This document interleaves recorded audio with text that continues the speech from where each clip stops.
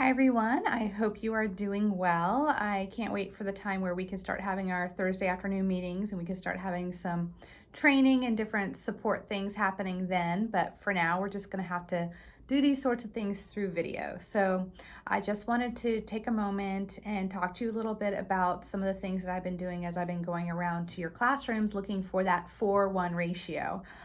So I'm going to be putting your sheet in your mailbox pretty soon to let you know what I found. For the most part, most of you are already doing this, or if you weren't already doing it, after talking to you a little bit and working with you a little bit, I'm seeing those things happen. So one quick tip is that a really great place to start having positive praise or that positive affirmation when you're seeing things that kids are doing properly is during transition times. So if you are going from math to science, or you're going from one activity to the other, or to line up the kids or clean up and line up, those are really good opportunities to be giving instructions on what you want the kids to do. And then whenever you give instructions on what you want them to do, that is the perfect opportunity to show positive praise, that they are actually doing what you asked them to do. So just keeping that in mind, that is a really good time to do that. There's other times while you're doing instruction that you should be doing positive praise, but that's just a real easy time to think whenever I'm giving instruction. After I give my instruction, then I look for children who are following those instructions and recognizing that with positive praise. So we're going to move on to the next thing that I think is really important, and that is children raising their hands to be called on. Now, this isn't going to be appropriate in all situations. The PE field is not always going to be the right place to see this unless you have the kids huddled around in a circle and you're having a discussion with them. So I totally understand that there are times and places where this isn't going to necessarily be appropriate. But these are just general rules as far as children raising their hands. I really truly believe with Classroom Management 101, if you can master this is going to set the tone for the rest of the classroom management in your classroom. Because if children are not calling out unexpectedly, they know that routine that I need to raise my hand to be called on. It just, for some reason, if you can get that down, it sets the tone for everything else. Not totally sure why, but it does. So I wanted to talk to you a little bit about children raising their hands to be called on. I'm going to be reading from my notes right here, and actually my notes I'm going to be emailing to you, so don't worry about taking notes during this video. I will send them along to you. So again, I do believe this is the first step to creating an orderly classroom. So when you have children raise their hand to be called on and you have that order, it allows you, the teacher, to determine how and when the question will be answered. So I want to talk to you today about 3 different techniques when having children answer questions in the classroom. So we will have the traditional one where children will raise their hand and you will call on them. That's kind of the one that we know across the board, but there's a couple more that actually have very purposeful academic and behavioral reasons behind them. So the first one is talking about is when you give a question and you pose a question to the students, you allow them to raise their hand, but you give some thinking time. So you may ask a question: does anybody know why we as Americans, when we came and colonized America, why we wanted to go to war against the British, which was our homeland? Can anybody explain to me why? And so that's a really good question where having some thinking time is going to help. So if you have children who are just calling out, then nobody else in the classroom has to think. If you have children who are raising their hand and you're calling on them immediately, nobody else has to think. So asking questions and then just going around going, you can either like make no comment and just say, let's think about that for a moment. Or you can say, a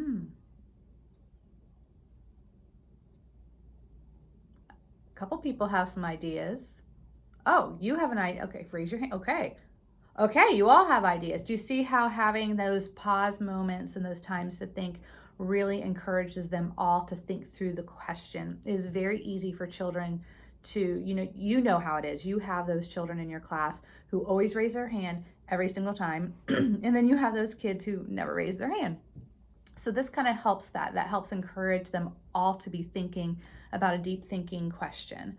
So that's one of the things that I want you to start thinking through, is giving some thinking time in between questions. Another one is when you will call on one specific student. So remember, we tend to have the same kids who are always raising their hand. And if I'm a kid in the back of the class and I'm either not paying attention or I'm struggling academically for some reason, I may not raise my hand. And so I'm not really worried about you calling on me, because you're always calling on people who raise their hand. But if you start calling me occasionally, then maybe I'm going to be perking up and listening to your questions a little bit more, because I don't know if you're going to be calling on somebody who raised their hand or whether you might be calling on me. So it kind of keeps me as a student on my toes, not quite sure whether you're going to be calling on me. So it is important for you to sometimes choose specific people who may not particularly have their hands raised. This makes sure that they're paying attention. It also gives an opportunity for a student to be successful if you know that he knows the answer. So if you have a child who you know is struggling in math, and you just, sometimes we give harder questions, sometimes we give them easier questions. So when you give them an easy question, you feel confident that child might know. He may not be confident in raising his hand, so that might be an opportunity for you to call on them and allow them to be successful. Now remember that this is not meant to shame a child or call them out for not paying attention. If you call on somebody who did not raise their hand and they're struggling with it, try to walk them through the mindset of coming to that answer, rephrasing the question, giving them a couple hints. But then after a little bit of time, if they still don't get it, feel free to go on to somebody else. So again, this is an opportunity to really engage all children in the question that you're asking. And then the third one that I'm going to be looking for, that I would love for you to start considering, is the concept of choral answers. And we're going to be talking about choral answers more in the future. I actually have not done a ton of research on it, but I want to start doing some more research. When I was looking into classical schools and going to the conferences that I was going to, I noticed that a lot of classes had choral answers where they had the entire class answer a question. Those choral answers are usually review, they're usually facts, and they are, the answer is a specific word or a specific phrase. It's not an opinion or a thought. So choral answers is a really good way to review. One of the things that I saw, and again, I'll do more research on this, was doing choral answers for review when it was just like speed review, where, what year did this happen? Who was the president of this? What is 4 times 4? What is 4 times 8? What is 5 times 8? Those different questions that are just factual. By doing those in rapid concession and having them over and over again very, very quickly in like a speed round, and then having the children answer chorally. Now, one thing you need to do if you're going to be doing this is to come up with either a hand gesture or all with me, all together, some sort of phrasing that clues them into, I am now asking a question that I want you all to answer together. So again, it could be a verbal cue, or it could be just a hand motion that they know that when you do this, that is your cue that you want the whole entire class to give you the answer. We'll be talking more about that, but I want you to start playing around with that and start finding opportunities for a choral answers to be happening. So using all these 3 techniques will keep children on their toes. It will keep them alert. It'll keep them, because if they're alert, then they're learning. So mixing things up so it's not predictable. What you're going to be doing is going to, again, keep them on their toes and keep them in an engaged kind of mentality. So some of the ways that if you have a child who is raising their hand or somebody is calling out, now that's one thing that I want you guys to really work on, is when somebody is calling out, then what they're doing is they're robbing the other children thinking time. If they're calling out an answer, it may be because they're so excited, and you may be excited because you're so excited that they actually are excited about the subject and you just want to roll with it. And so I understand that instinct to do that. But again, it robs the other children the ability to have thinking time. It robs the other children the ability to wonder whether they're going to be called on. So it really is best if they are trained not to call out. Some of the things that you can do if children are calling out is you can look at them, put your finger over your mouth, and then just move on. Or you can just ignore them and say, I'm looking for someone with their quiet hand raised. You can give positive reinforcement to somebody else who's making a good choice, saying, thank you, Susie, for raising your quiet hand. What is the answer? Once you see a child who is like blurting out and blurting out and blurting out, and you know this is a struggle for them, then when they raise their hand, find that opportunity to really praise them for it, because now they're like, oh, I'm getting ignored, or I'm not getting a response from the teacher. I'm going to raise my hand, and now you're reinforcing that positive behavior. You can ignore the person completely who is calling out and praising someone else. So that's something that I should be seeing. One thing to keep in mind when I come around, you are not going to be penalized if I see a child call out. What I'm going to be looking for is, how do you respond to that? Are you responding? Are you reinforcing that? Or are you using one of the techniques to encourage them to raise their hand? So again, if it happens, don't worry about it. I'm not looking at that, because children are going to be calling out and they are going to be doing things that they shouldn't necessarily be doing. What I'm going to be looking at is how you respond to it. However, I can tell you that if the only time you're doing these techniques is when I'm in the classroom, I'm probably going to see a lot of kids calling out because they have not been trained. So I want you to take time in the next few days and the next few weeks to really challenge yourself to train your children to not be calling out. Because if I do come into the classroom and it's happening across the board a lot, then that's pretty much an indicator that they haven't been trained to do so, if that makes sense. So anyway, when I come in, what I'm going to be looking for is a couple good questioning techniques.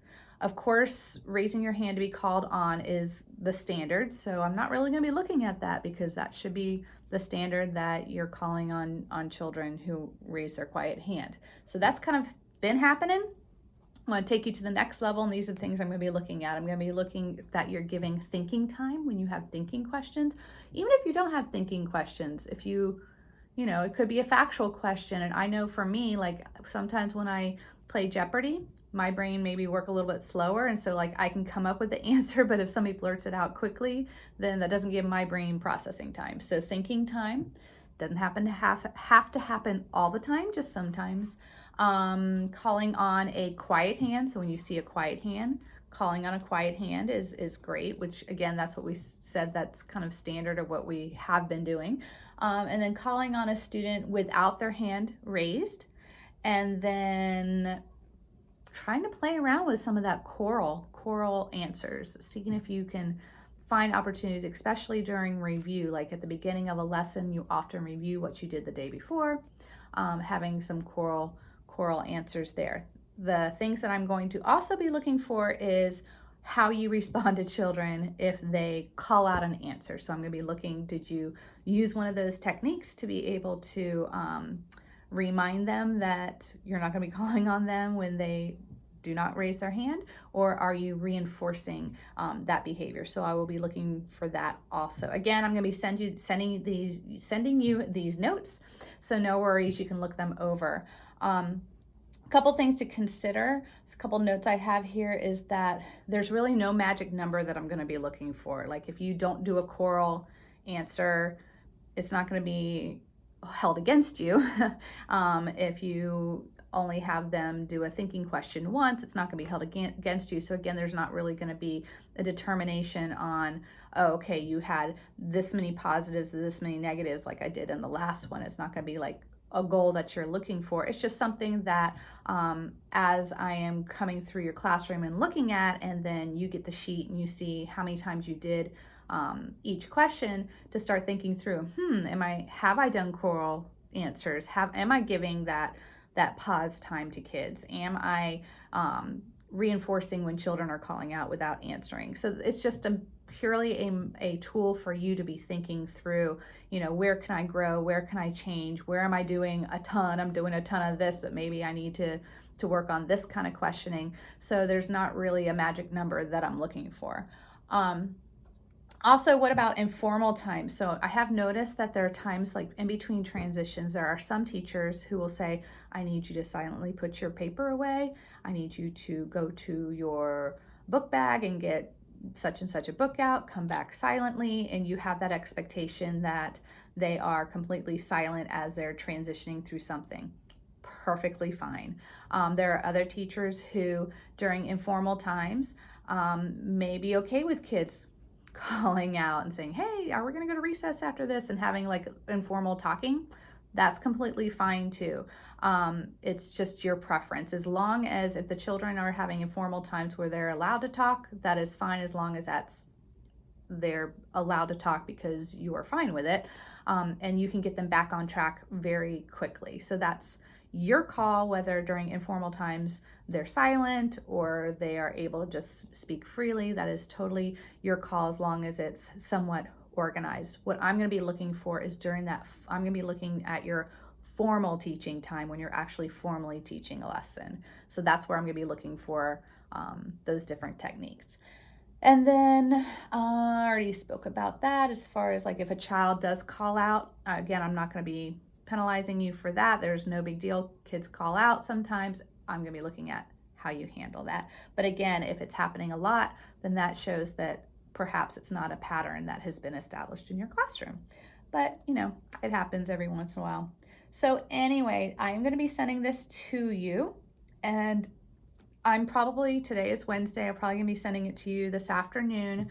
I'm probably not going to start coming around until the middle of next week, because I want to give you a few days to start playing around with these different techniques. And if you have been allowing kids to call out and reinforcing that, I want to give you a few days to kind of get back on top of that, because that's going to take a few days for the kids to start learning new and better habits. So I'm going to wait and probably till the middle to the end of next week to start coming around, and then I will be looking at those different techniques and seeing how you're doing.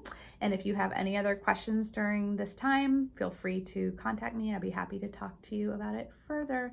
I'm thankful for each and every one of you and the positive attitude you have towards the kids and the love you're showing to the kids that are in your care, and it is evident.